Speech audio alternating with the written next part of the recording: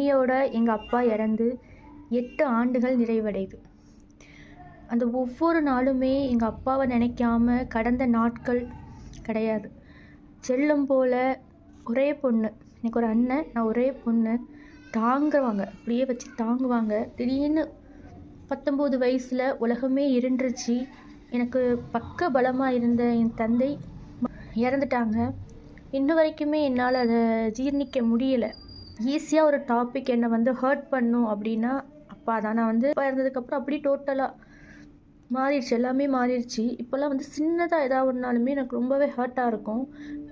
என்னோட தந்தை இழந்ததுக்கப்புறம் யாருடைய தந்தை இழந்தாலும் நான் அழுவேன். ஏன்னா நான் இந்த 8 வருஷமாக அனுபவிச்சுட்டு வந்ததை இனி அவங்க அனுபவிக்க போகிறாங்களேன்னு நினச்சாலே எனக்கு ஹர்ட் ஆகும்.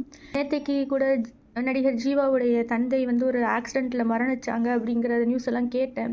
6 60 தந்தையோட மரணம் தான். நம்மளோட இறுதி நாட்கள் வரைக்கும் அந்த காயம் ஆறவே ஆறாது.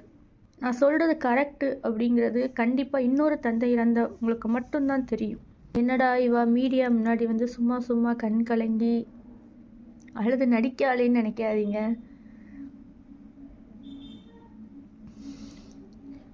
வாய்ப்பு இருந்தால் இன்னொரு தடவை வந்துட்டு போங்கப்பா.